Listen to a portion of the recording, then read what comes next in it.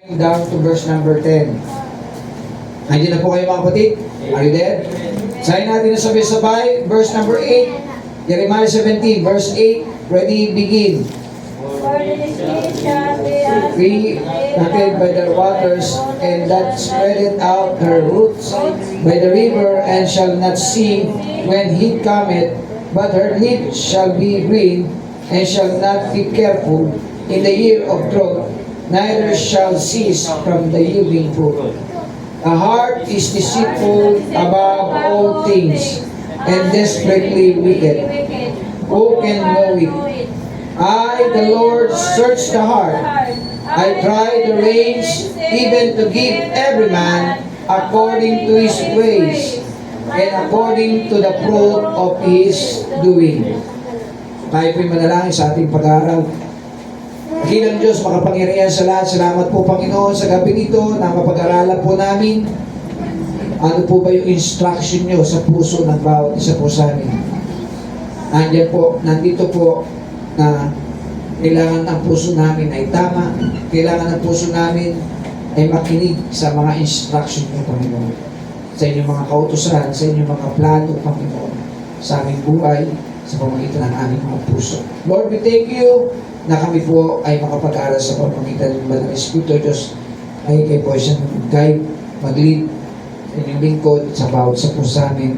Ikaw ang aming tagapagturo at ikaw ang aming comforter. Sa tanging pangalan ni Jesus, Amen. Take your seat, mga kapatid. Salamat po. Amen. So, pamagat ng ating pag-aaral is God instruction for your heart. Ano yung instruction ng Diyos sa puso mo? No? Tagubilin ba? May tagubilin ng ating Panginoon, no? Sa ating puso. God instruction for your heart. Kaya kung yung mapapansin, sabi diyan, the heart is deceitful above all things. No? Mapaglinlang, magdaraya ang puso. Kaya sabi diyan, deceitful above sa lahat ng bagay, all things, and desperately wicked. No? Saka masama. No? Yan po sabi diyan, desperately wicked, who can know it?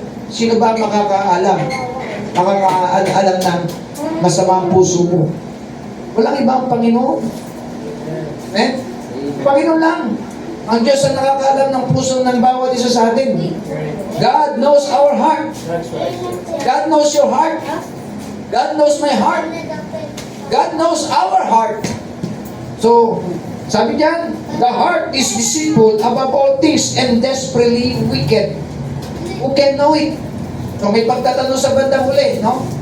Who can know it? Sino makakaalam sa puso mo? Hindi ko alam ang puso mo ngayon. Hindi natin alam yung mga kapatid natin kung bakit yung wala sila dito. Hindi ko rin alam ang puso nila. Pero ang Diyos nakakaalam ng puso nila. Kung bakit wala sila dito ngayon.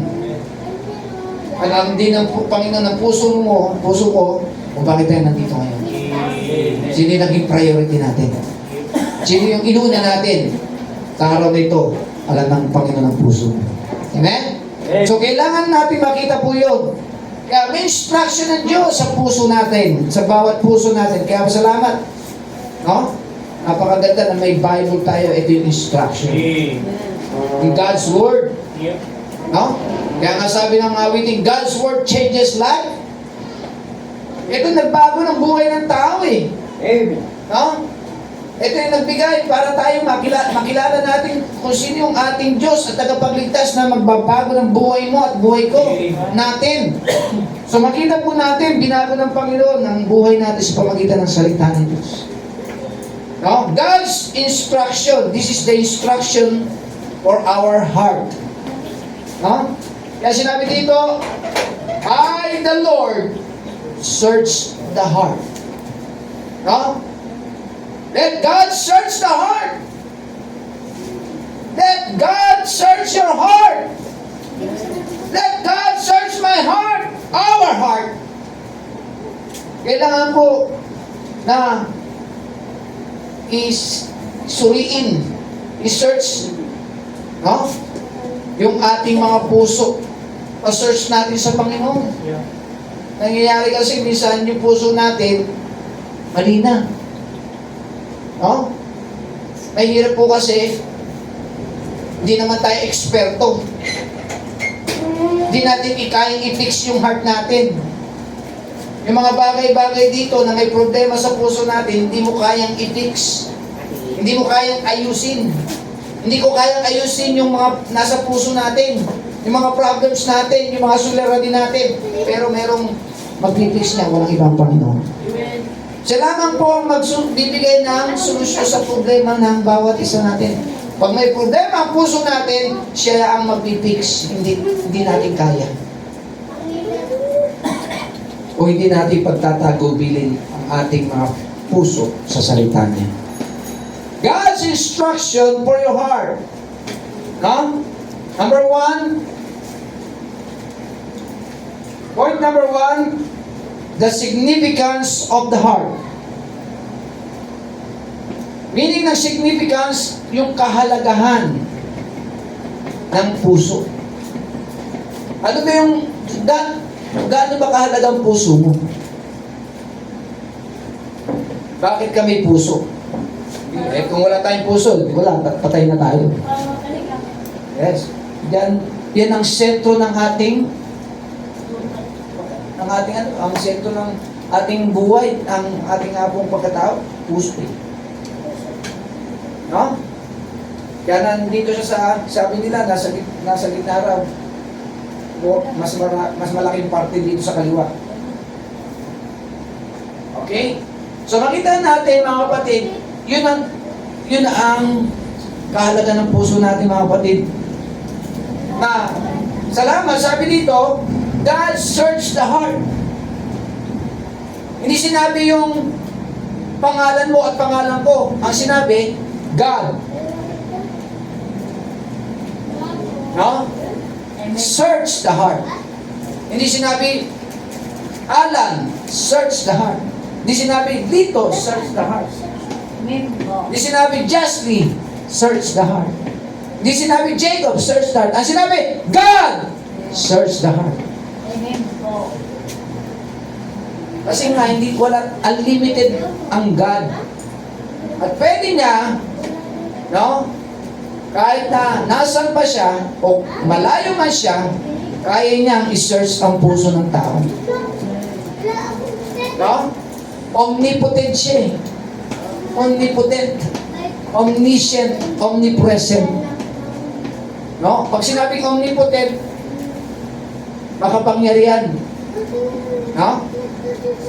Pag omnipresent, palaging present, nandyan siya. Omniscient, matalino siya. Yun yung kanyang karakter. No? So makikita natin the significance o kahalagaan ng puso na meron ka at ako dahil meron mag-search sa puso mo. Sa akin may mag-search. Dahil hindi ko kaya i-search ang puso mo at hindi ko po kaya i-search ang puso ko. Pero salamat, God search the heart! Amen. Let God search your heart! Praise the Lord. Hayaan mo ang Diyos ang mag-search sa iyo sa pamagitan ng instruction mula sa salita ng Panginoon. This is the instruction. Kaya pagka nagbabasa ka ng Bible, tayo nagbabasa, nasusuri ng Diyos ang puso natin. Buksan natin dito sa Proverbs 4:23. Sa Proverbs 4, verse number 23. Sabi ng Bible, mga kapatid, sa Proverbs chapter 4, verse number 23. All diligence, for Huh? out of it are the issues of life. So makikita natin, keep thy heart.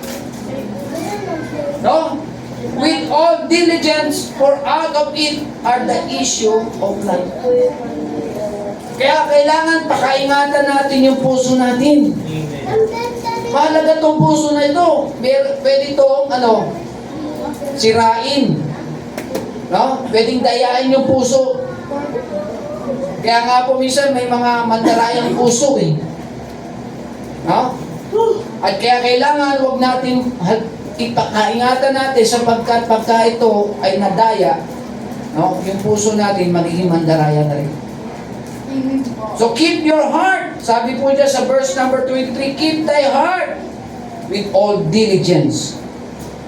No? For out of it are the issues of life. Kaya makita po natin, magandang i-memorize yan. No? Keep your heart with all diligence.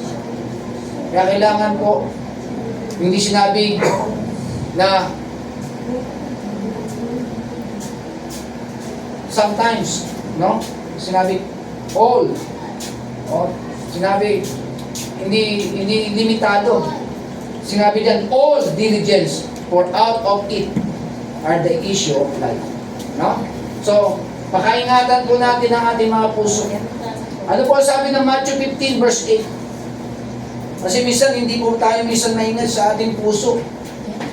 No? Kaya sinabi ng Bible, the heart is deceitful above all. Mapaglinlang, mapangdaraya ang puso. Kaya kailangan natin pakaingatan ang puso natin. Amen? Lalo na pagkadating sa mga bagay-bagay na kung saan ay kaya, ang dyablo, initira niya ang puso ng bawat isa. Si Satan, no? Ang kalaban natin, pagka tayo po ay pinapapabaksak, no? Kasi ang nais niya ay ang puso natin, kung tayo. No? Kaya mapapansin niyo po pagka ang puso, yung hindi lang puso ang tinira ni hindi lang puso at isip, no? Hindi lang isip ang tinira ni Satan, puso. Kaya wag po tayong huwag tayong pakampante na hindi ka titirahin ng Satan. Kahit sino sa atin dito pwedeng tirahin ni Satan. Pero salamat, may God's instruction. May salita ng Diyos na nagbibigay para ingatan ang ating puso. So kailangan keep thy heart. Sabi niya, with all diligence. No? Keep thy heart. Ingatan ng bawat isa sa atin ang ating mga puso. Kaya kailangan po, kasi mayroon sinasabi, mag-deceive, madaya. Sino ba yung mandaraya? Walang ibang ang kalaban. Kalaban ng Panginoon, Satan. Siya ang mandaraya. No? Deceiver po si Satan. Pag sinabing deceiver, mandaraya. So hindi po mandaraya ang Panginoon natin. Si Satan yung kalaban. No? So, keep your heart. The significance of the heart. Keep thy heart with all diligence. No? Matthew chapter 15.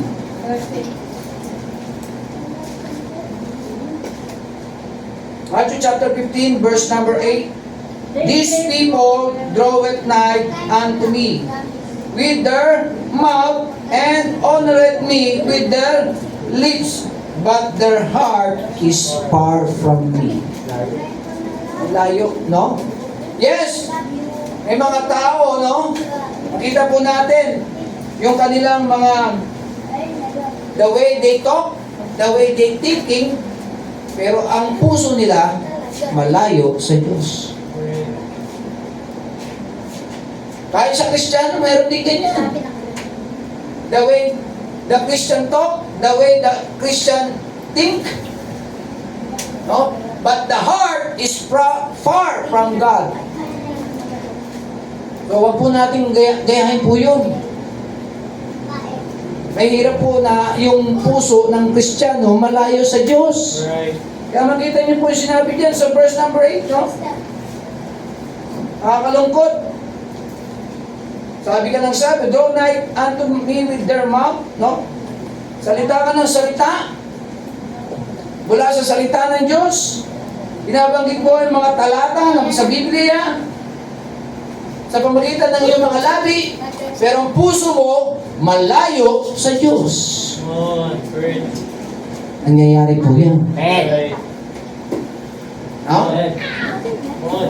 Nakita natin na may mga Kristiyano, ganyan po ang nagiging karakter.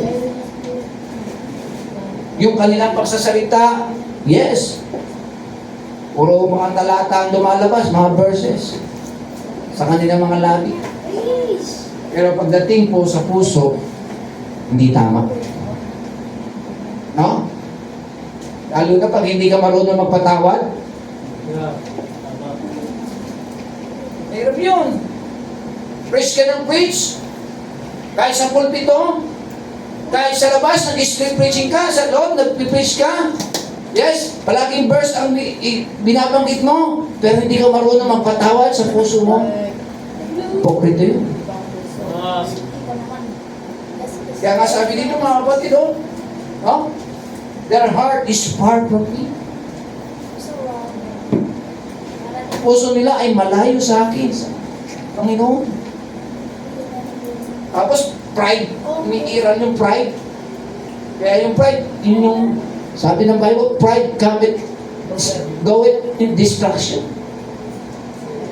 Kaya nga po nagkakaroon ng distraction ng tao dahil sa kanyang pride. Binabaksak. Binabaksak ng Panginoon yung mayabang sa kayong ma-pride. Kasi mayabang yung ma-pride eh. Ibabaksak na yung ma-pride. Ganon yung nangyari kay Satan, kaya bumaksak po siya. Ah. Galing siya sa langit na eh, binaksak pa eh. Ha? Kaya nakakalangkot, yun yung fall of Satan. Ha? Kaya nakikita po natin, malaking maganda yun na pag-aaralan sa Real KJP, yung fall between mayroong gap pack, hindi gap theory yun, gap pack. Ha? Before Genesis 1:1, in the middle of Genesis 1:1 and Genesis 1:2, may nangyari na yung fall of Satan. Fall of Satan nandun. Okay? So, thank God.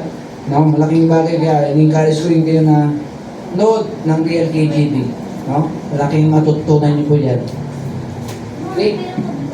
So, patuloy po tayo mga kapatid. So, number 1, let God search your heart. Let God search my heart, our heart. No? Sanggunin natin yung puso natin sa Diyos. Amen. Mahirap mga kapatid kung ang puso natin hindi natin sinasangguni sa Diyos na kailangan pala na meron na dapat ayusin sa puso mo. Meron na dapat ayusin sa puso ko. Kailangan po na meron pa tayong ipaayos sa puso natin sa Diyos. Isanggunin natin sa Kanya. Amen. Minsan po kasi kaya hindi sinasangguni ng tao, ng Kristiyano, ang kanyang puso, ma-pride. Right. No? Matigas ang puso niya. Para siya si Pero. Hindi ka naman unbeliever, si Pero unbeliever yun. Pero bakit may mga Kristiyano, bakit ganun? No? Kristiyano ka na, pero puso mo ay mo sanggunin sa Panginoon, matigas ang puso mo, pride na. On. Pride na yan. Nakakalungkot po yan.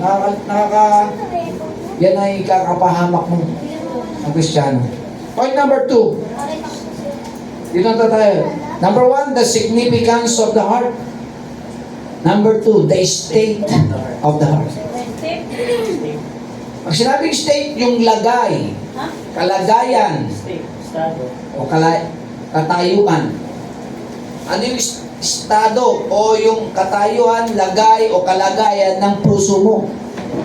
No, sa harapan ng Panginoon. Ano bang kalagayan ng puso mo? Tanungin ko kapatid, ang puso mo ngayon. Sa mga nanonood sa atin ngayon, ano ang kalagayan, lagay o katayuan ng puso mo sa Diyos? Tama ba ang kalagayan o lagay o katayuan ng puso natin sa ating Diyos? Hello? Kailangan i-check natin. Pa-check natin. Parang, ano yan eh, parang gamit mga kapatid. Yung aircon nasira. Hindi ko naman alam kung paano gawin yan. Pero merong expert dyan kung sino yung gagawa. Hindi ako expert, pero may expert na gagawa. Ganun din sa Panginoon. May expert. Siya magbibigay ng solusyon sa problema mo. Siya mag-ayos sa mga problema mo. Kasi eksperto ang Panginoon. Hindi ka ang eksperto! Ang Panginoon natin! Amen. Yes, Kaya Lord. kailangan tayo lumapit sa eksperto. Right, amen. Ha? Right. Recognize na ang Panginoon. Lumapit tayo sa Kanya.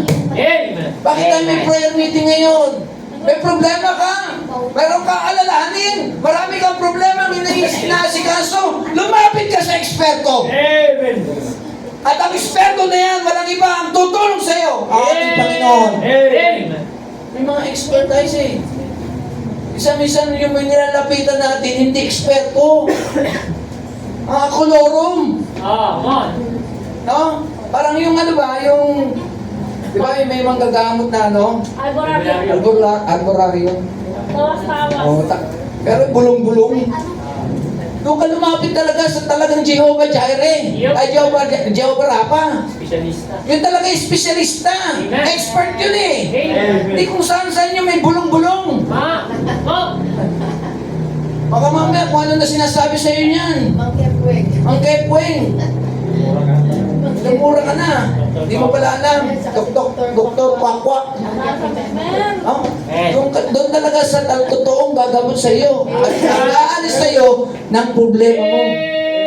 Siya lamang po ang expert, ang ating Panginoon. That's right. Amen. Siya magpipix ng puso natin. Hello?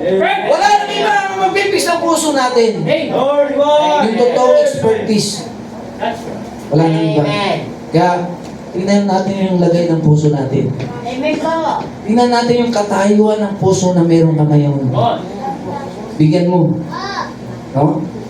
Check mo yun. Check mo yung puso mo. Baka malayo na. Mahirap pag malayo na ang puso mo sa Panginoon. Kailangan mo ng papik sa Panginoon yun. Mahirap pagka malayo na yung puso mo sa Panginoon. No? Delikado. Wala na yung will ng Panginoon eh. Self-will mo lang nasusunod, hindi na kalooban ng Diyos. Dating nasa center ka ng kalooban ng Diyos, ngayon, labas ka na sa sentro ng kalooban ng Diyos. So, iira na yung self-will, self-righteousness. Hindi na God's will be done, but your will be done. Ha? Yan ang hindi dapat natin i-apply sa ating buhay. Yung ating pagiging self-righteous, self-will. The state of the heart. No? Anong lagay ng puso natin? No? Check natin. The heart is unreliable. No? Ano ibig sabihin ng unreliable? Hindi mapagkakatiwalaan. May mga oras sa buhay ng isang tao, hindi siya mapagkakatiwalaan yung puso niya. Right. Nakakalungkot. Ganun ba tayong Kristiyano? Ganun ba dapat ang Kristiyano? Baka ganun ka. Baka ganun ako. Huwag naman po. Ayun ang Panginoon, ang puso mo is unreliable. No? Yung hindi mapagkakatiwalaan. Sabi sa Deuteronomy, mga kapatid, basahin po natin. Deuteronomy 11, verse number 16. Minsan po kasi yung puso ng tao, o kahit ang puso ng Kristiyano, minsan hindi niya mapagkatiwalaan. No? Dati nakangako, ngayon napapako na. Naka-encounter na ba kayo? Kristiyano yung nagsasalita, minsan yung pangako niya, hindi niya na tinutupad. Unreliable na. No? Hindi naman napagkakatiwalaan yung kanyang promise. Hindi ka naman nag-promise sa tao, nag-promise ka sa Diyos. Right, sir. Hindi ka nag-promise kay pastor, nag-promise ka sa Panginoon. Amen. Yung pinangako mo, ay yan ay ginawa mo dahil sa Panginoon, hindi kahit kanino man tao. Hindi kay pastor, hindi kay preacher, hindi kay sister o brother. That's right. No, yan ay pinangako mo sa Diyos. So don't promise, no? Pag hindi mo talaga gagampanan o tutuparin. No, unreliable. Nakakalungkot po. Sabihin natin mga kapatid, yung puso natin, unreliable ba? Huwag naman po. Huwag naman po maging unreliable ang ating puso. Deuteronomy chapter 11, verse number 16. Take heed to yourselves that your heart be not disturbed, and ye turn aside and worship them. Yes, no? Take heed to yourselves, no? That your heart be not deceived, hindi madaya. And you turn aside and serve other gods, no? Na wag maglingkod sa mga Diyos-Diyosan. Gods yung gods dyan, small g. And worship them at sumamba sa kanila, sa mga Diyos-Diyosan na yan. So, mga kapatid, wag pong maging, hindi dapat tayo may mga puso, no? Minsan doon sa puso ng tao talaga, hindi ka pati-paniwala. Sabihin ko, sumasamba naman ako sa totoong Diyos. Eh. Yung pala, sumasamba sa Diyos-Diyosan. Ha? Minsan pupunta, ay, kahit na hindi naman ako sumamba sa church, nag-worship naman ako dito sa bahay. Napalagay mo nag-worship ka sa bahay. Ang worship kasama dapat ang kapatiran. Kasama mo ba yung kapatiran sa bahay? No, sir. Pag sinabing worship, meron ka, kaya nga sabi ng Hebrews ng 10:25, not forsaking the assembling of ourselves. May pagkakatipon. Hindi lang ikaw o asawa mo, pati yung ibang mga kapatiran. Anak ko lang po yung Pamilya, bawat pamilya ng bawat local church. Yan po ang worship. Hindi talaga No? Hindi po yung ikaw at ang pamilya mo nag-worship. Hindi ko alam na Dito po ang worship. Kapatid. Kaya nagiging way, ay, hindi na pala ako pupunta sa church. Pwede na pala ako mag-worship sa bahay ko. Hindi na pala ako hindi na pala makikipag-fellowship sa mga kapatid. Dito pala sa bahay, nag-worship na ako. No? Pag sinabing worship yan, kasama mo yung ibang mga kapatid mo sa pananampalataya, sa kapatid mo sa Panginoon. Nagsasama. Kaya nga assembly. Called out assembly. Nagtitipon-tipon, nagkakasama-sama sa isang layunin na sambahin ng Diyos. No? Na mga laking mga kapatid, yan po ay napakaganda na dapat natin gawin. Huwag po tayong maging yung puso natin unreliable. Iisipin natin, ay, nag-worship na ako dito. Kahit na hindi na ako pati ng church. Worship naman ako dito sa bahay. Hindi pwede po. Kailangan ko mati. Amen. Bakit pa sinabi na worship service kung hindi pala worship? Kaya nga may word ng worship eh. Service. So, saan yun? Sa church. Church. Dito sa local church. No? Called out assembly. Pero unreliable minsan yung mga sinasabi. No? So makita po natin yung deceitful, no? The heart is deceitful above all things. Kaya nga may word, the heart is deceitful. Above all things. Sa lahat ng bagay, yung puso mapaglinlang. Mandaraya. Sino dinilinlang niya? Sino dinadaya niya? Ang Diyos. No, minsan dinadaya ng Kristiyano ang Diyos. Ay, umating naman ako ng church eh. Nung Sunday. Umating ka Sunday. Umaga at saka hapon? O umaga lang? O hapon lang? Dapat umaga at hapon. Wala kang makikita sa Bible na half day lang. Wala tayong makikita na half day, whole day yun. Well, hindi pa nga whole day yung ginagawa nga natin, di ba? Ilang oras lang sa umaga at sa hapon. At ang worship ay whole day.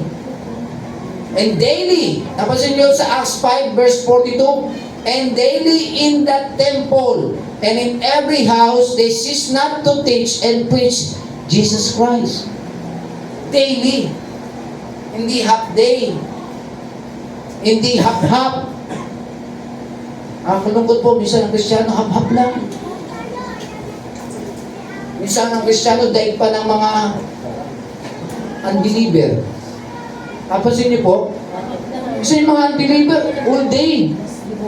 Mas devoted pa yung unbeliever kaysa mga believer.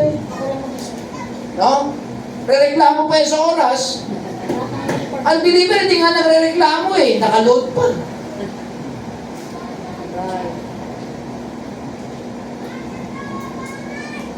Pagka magre-reklamo, di ba sana kung ginagawa? Nakakalungkot. Sino pa yung magre-reklamo, yung pa yung hindi gumagawa. That's right. Dapat pag magreklamo ka, gawin mo, umpisa mo sa sarili mo. Right. Hindi yung nagreklamo ka, nawala ka. Hindi mo ginawa. Hindi mo ginawa. Actionan mo, ikaw mismo. Amen. Amen. Come on. Ikaw may gusto na ganun eh. Nakakalungkot yung mga ganyan mga kapatid. Ikaw magiging example, role model. Nakakalungkot, minsan hindi tayo nagiging role model. Subpoint letter A, the heart is unreliable.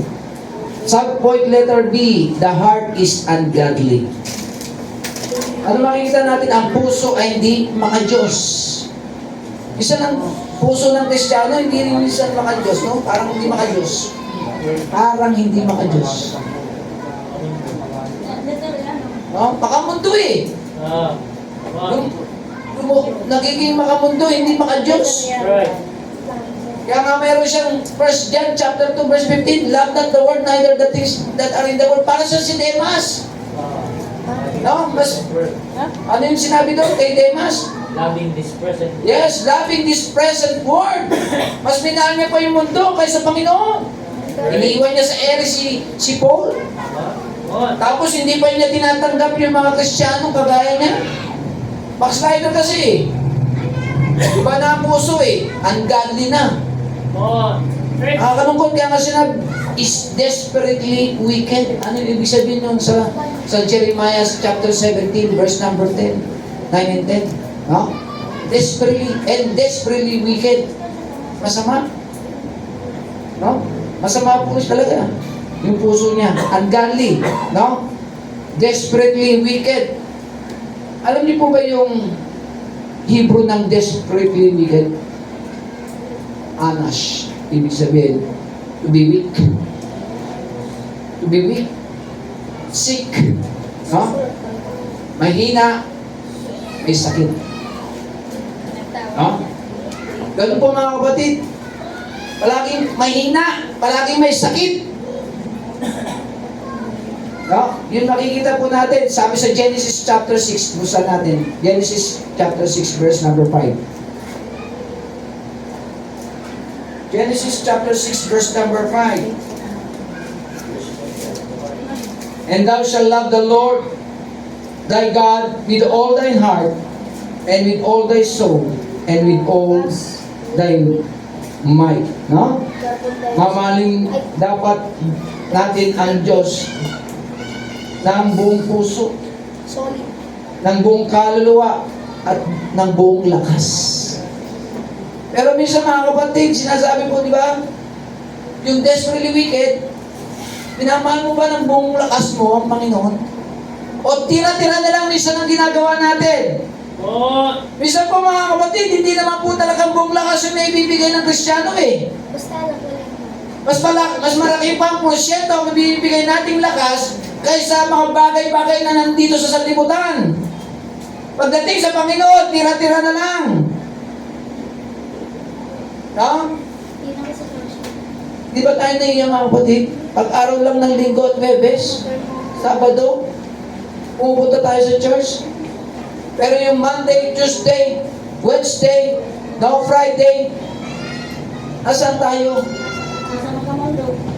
Nakakalungkot, di ba? Mas marami yung oras na lakas na ibinibigay natin sa mga bagay-bagay dito sa mundo. Pero sa Kanya, tsak-tsak, tira-tira na lang ang Panginoon. Nakakalungkot, di ba? Kaya nga sabi ni Jesus Christ, Peter, lovest thou me more than this? Hello? Sabi niya po kay Peter, lovest thou me more than this? Ilang beses niya po sinambit yun? 3 times! Tanungin ka ng Panginoon kaya, Alan, lovest thou me more than this? Rich!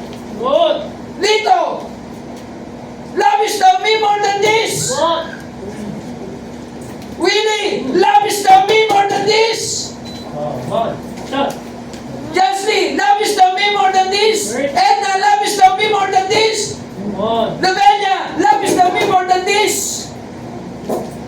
Lubian, lovest thou me more than this? Aliana, lovest thou me more than this? Jacob, lovest thou me more than this?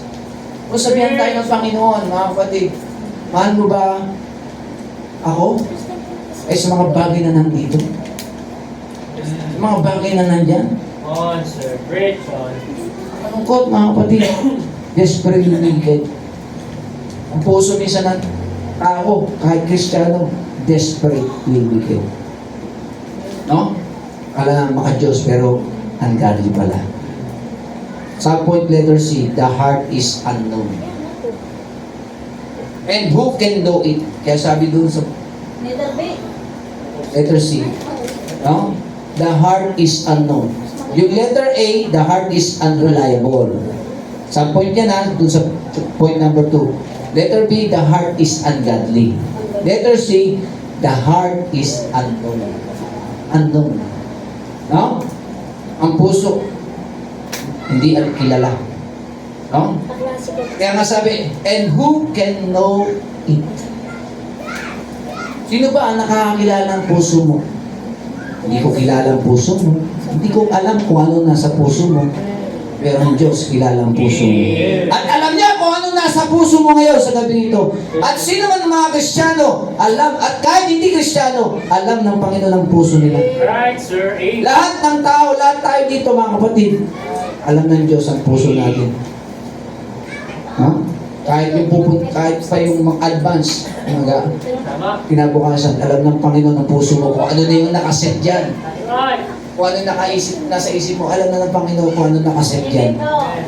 God is all-knowing God. That's right. Amen. All-knowing God! Alam niya na kung ano yung iniisip mo, kinabukasan. Alam ng Panginoon, isip at puso, alam na ng Panginoon. Okay? Kaya makita po natin yan, kapatid. Buksan natin ang Genesis chapter 8, verse 21. Ano po sabi po sa Genesis?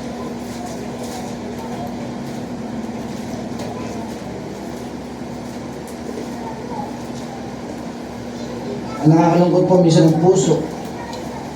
No?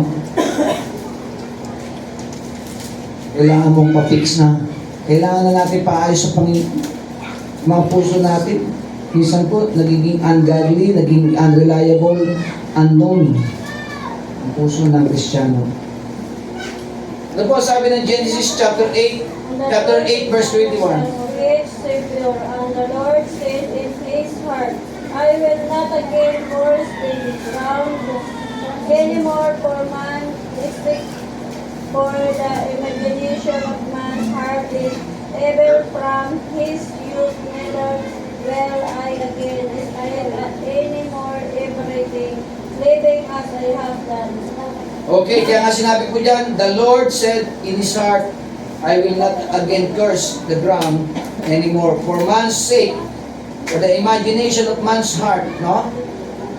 The imagination of man's heart is evil from his youth. No? So makikita natin, alam ng Panginoon kagad kung ano yung heart ng puso mula pa ng pagkabata o yung tao. No? Sa umpisa pala, alam niya na kung anong merong puso tayo. Kasi sinabi niya dito, for man's sake, for the imagination of man's heart is evil from his youth. No? Kaya makita niyo po, alam na ng Panginoon. All-knowing God ng Panginoon. So point number 2, the state of the heart. Yung lagay, kalagayan, o katayuan ng puso na meron tayo. Okay? Malinaw po? Pick up natin. Point number 1, the significance of the heart. Number 2, the state of the heart. Number 3, the searching of the heart. So makita po natin mga kapatid, searching of the heart. No? Yung paghahanap sa puso. Kailangan po na search natin yung heart natin. Search, seek. No? Pagsasaliksik sa ating puso. The person that is searching Sabi dito sa Psalms 139, basahin po natin, Psalms 139.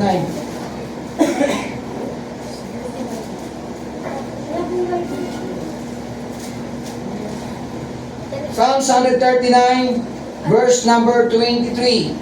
Sabi po dito, search me, O God, and know my heart. Try me and know my thoughts. No? Gawin natin, pasaliksikin natin. Ipasaliksik natin ang ating puso sa Panginoon. No? Kailangan i-check palagi natin ang puso natin at ipasaliksik natin ito sa Kanya. Sa ating Panginoon. No? The person that is searching ang taong naghahanap o nagsasaliksik. We cannot know our heart, but God can. Amen. No? You cannot know your heart, but God can. Ang Diyos kaya, pero ikaw hindi. 1 John 3. Buksan natin, 1 John 3. Ano sabi ng Bible sa 1 John?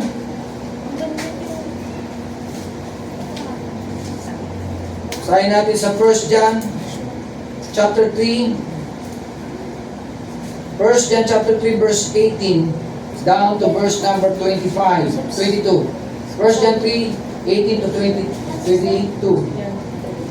My little children, let us not love in word, neither in tongue, but in deed and in truth. And hereby we know that we are the truth of the truth, and shall assure our hearts before Him. Napansin niyo po yan, mga kapatid? And shall assure our hearts before Him. Kailangan ipasaliksik natin ang ating mga puso sa Kanya. Kaya sinabi niya, no? Assure our hearts before Him. Sino yung Him? God. Our God. No? For if our hearts condemn us, God is greater than our heart. Amen? God is greater than our heart and knoweth all things. No? Ang Diyos ay nakakaalam ng lahat ng bagay. No? Beloved, if our heart condemn us not, no? Then have we confidence toward God. Kaya malaking bagay mga kapatid, ipasaliksik natin ang ating mga puso. Sabi sa verse 22, and whatsoever we ask, we receive of Him, because we keep His commandment and do those things that are pleasing in His sight. Yun ang maganda. No? Lahat ng ating hilingin sa ating Panginoon, yung ating mga panalangin, katulad ngayon, nag-pray tayo mga kapatid, we receive of Him. Kanino natin natanggap? Sa Kanya lahat yun. Yung ating mga answered prayer, mga sinagot ng Panginoon. Because we keep His commandment. Iningatan natin ang Kanyang mga salita. And do those things that are pleasing in His sight. At ginagawa natin yung mga bagay na makakalugod sa Kanyang paningin. Kanyang pangalan. Okay? So, malaking bagay po yun. Pasaliksik natin ang puso natin sa Diyos. No? Searching the searching of the heart. We cannot know our heart, but God can. No? Subpoint letter A. Then letter B, subpoint the perspective of searching. No? Ano yung perspective? Ang pananaw sa pagsasaliksik. Pag sinabing perspective, yung pananaw. Romans 8:26. Romans 8. No? The perspective of searching. Kanina, the person that is searching. Ngayon naman, the perspective. Perspective of the searching. Okay? So, subpoint letter A, the person that is searching. Huh? The person that is searching. Subpoint letter B, the perspective of the searching. Romans 8. Ulit ko para makuha niyo po yung subpoint. Romans 8, verse number 26 hanggang 27. Romans 8:26 hanggang 27, sabi po dito, likewise the Spirit also helpeth our infirmities, for we know not what we should pray. No, hindi natin We should pray for as we know, we ought, but the Spirit itself maketh intercession for us with groanings which cannot be uttered. Tingnan mo, ang banal na Espiritu pa tumutulong sa atin. Make it intercession for us. Yung banal na Espiritu ang nag-ano pa sa atin, na ipanalangin tayo. No? Intercession, yung pang, siya pa yung naghihingi ng prayer request ng panalangin sa iyo. Ipag-pray nyo si Pastor.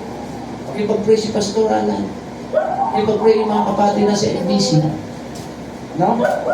But the Spirit itself make it intercession for us. No? With groanings which cannot be uttered. Verse 27. And He that searches the heart. Yung ating Panginoon Diyos sa pamamagitan ng Banal na Espiritu. Knowing what is the mind of the Spirit. No? Malaman natin yung kaisipan ng Banal na Espiritu because He make it intercession for the saints. Tingnan niyo po, sino yung saints? Tayo. So, nandun yung intercession sa atin ng Banal na Espiritu. Pinagpe-pray ka. Sinasabihan ng Banal na Espiritu. Sa kapwa mo kapatid, pag-pray mo si... Ha? Pag-pray nyo si sister, si brother. So, siya nag-intercede. No? Humingi ng request na ipanalangin yung sa kapatid mo sa Panginoon. O kaya yun po makikita natin yung part ng Banal na Espiritu, no? Siya pa mismo nagbibigay siya pa mismo yung naghingi ng panalangin para sa atin. For the saints, sabi niya, according to the will of God. Amen. Ayon sa kalooban ng Diyos. No? So, yun yung pananaw, mga kapatid, no? Searching, perspective. No? The perspective of searching. Yung pananaw ng pagsasaliksik. Kaya makita niyo po, ang Banal na Espiritu, search the heart. Sabi po dito sa verse number 27, and He that searcheth the hearts knoweth what is the mind of the Spirit. No? Kung ano yung nasa kaisipan. Okay, subpoint letter B, the perspective of the searching. And subpoint letter C, the precision of the searching. Precision. Pag sinabi precision, yung katuparan, no? Precision. Katumpakan ng pagsasaliksik, no? Precision. Okay? So, makita natin dito sa Hebrews chapter 4. The precision of the searching. Now, the person that is searching, the perspective of the searching, and the precision of the searching.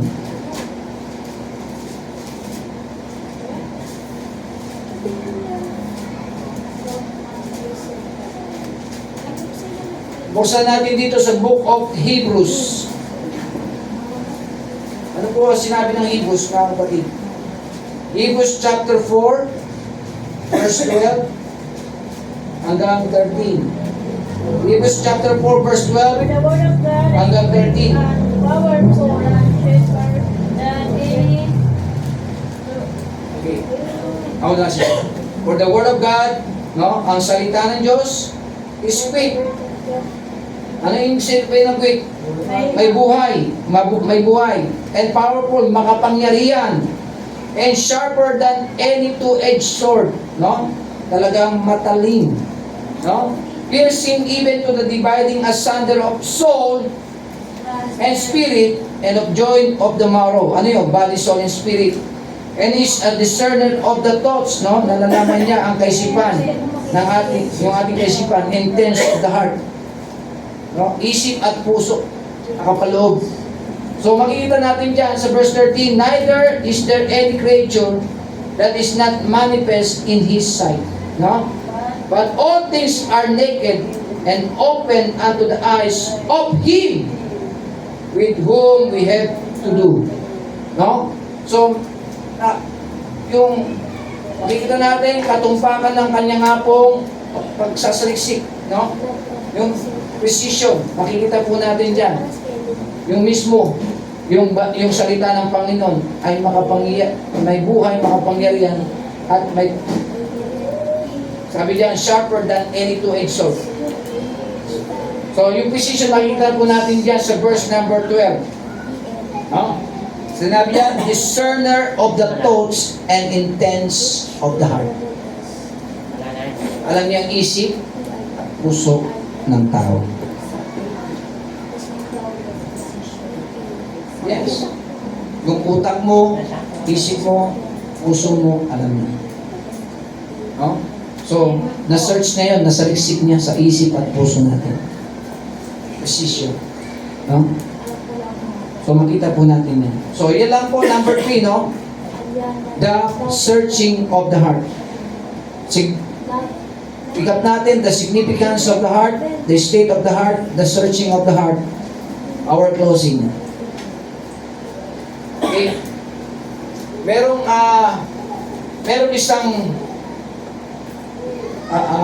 isang tao sa ibang bansa, meron siyang appliances na sira.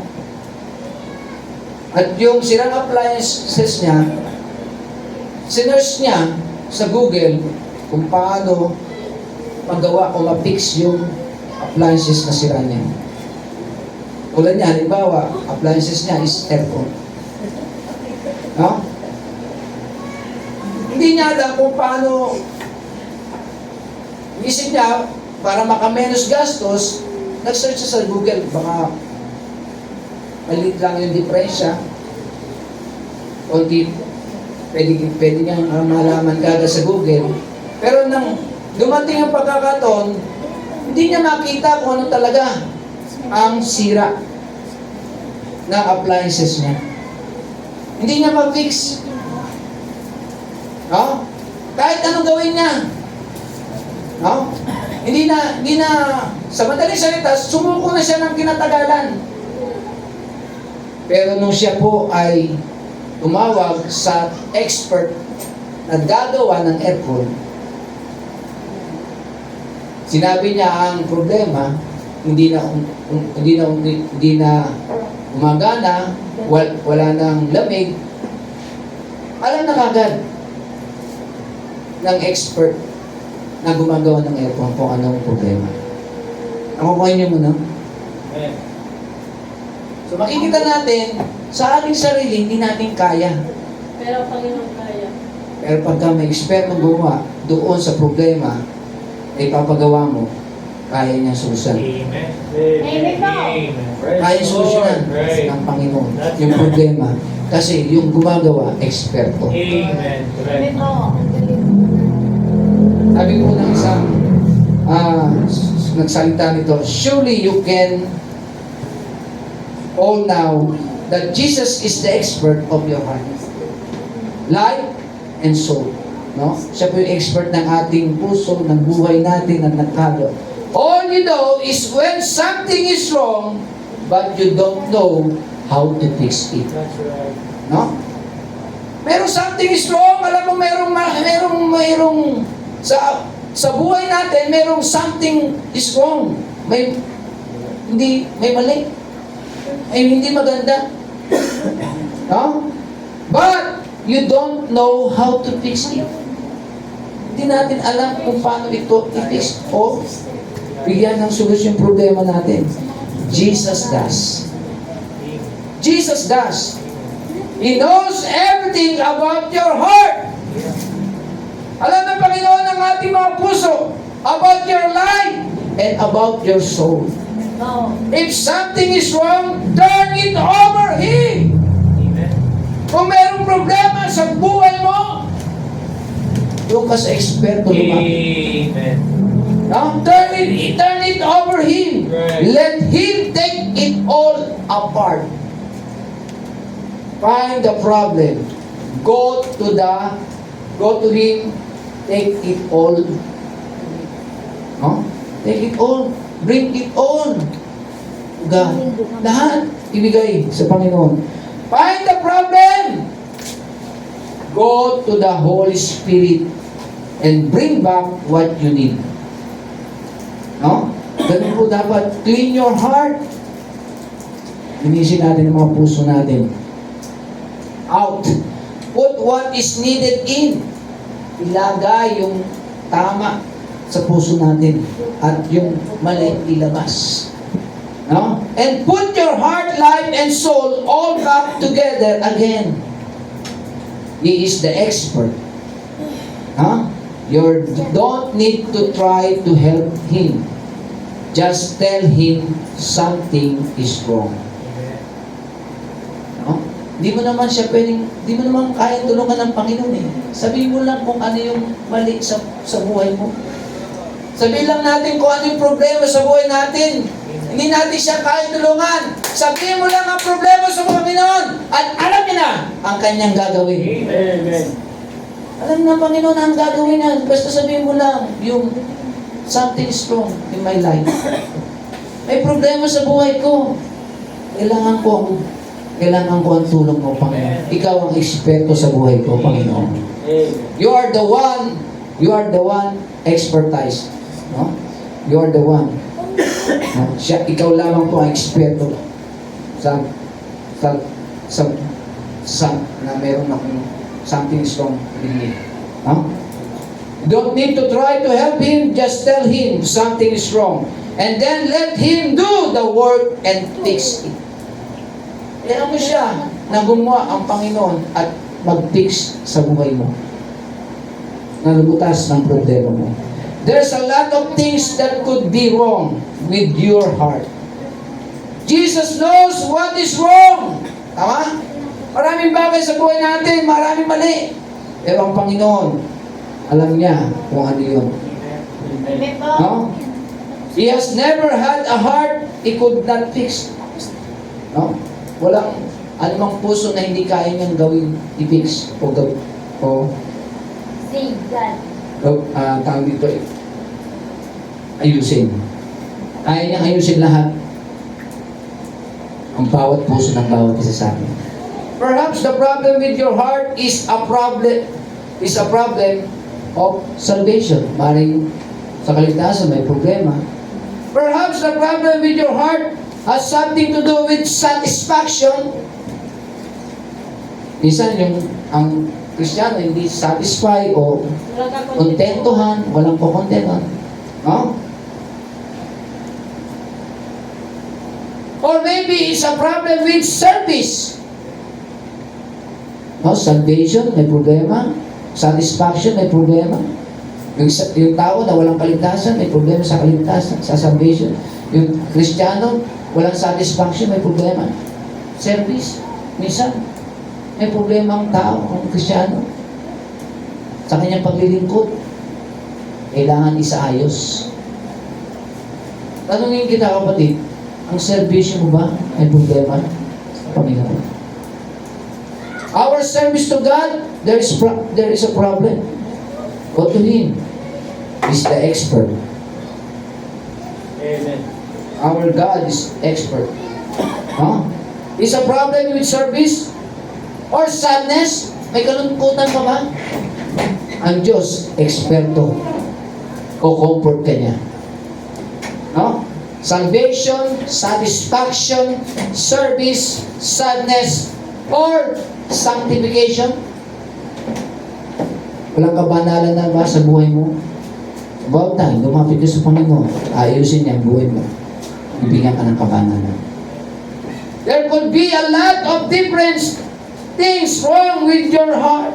No? Maraming mga wrong sa ating puso na kailangan na natin paayos. But there is only one who can fix it. There is only one, mga kapatid, na makapag-aayos ng puso mo. Alam mo ba, yung eksperto ang ating Panginoon. Amen. Salamat po. Hindi po si pastor, hindi ang kapatiran, kundi ating tagapagligtas. Siya ang ating eksperto. There is one, no? Only one that fix your heart, life, and soul. Are you tired of having a broken heart? Tired ka na ba? Pagod ka na ba sa puso na meron ka sa buhay mo? Come call on the expert. Come call! Tawag ka sa expert!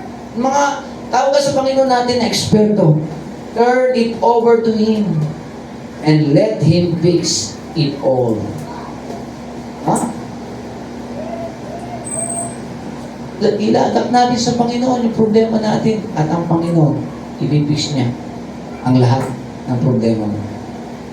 Turn it all to Him and He will fix it all. Thank you po. Kaya with Him. No?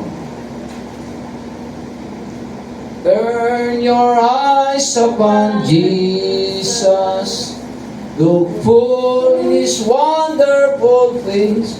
No, ang ganda po ng awitin. Turn your eyes upon Jesus. Siya lamang po ang eksperto sa lahat ng bagay na kailangan natin. Turn your eyes upon Jesus. Turn on! No, turn it over to Him. Turn it over to Him.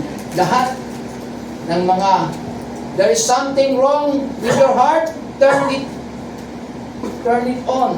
Or turn it over to Him. Turn it over to Him. There's something wrong with you. Turn it over to Him. Tayo po ay tumawag sa eksperto.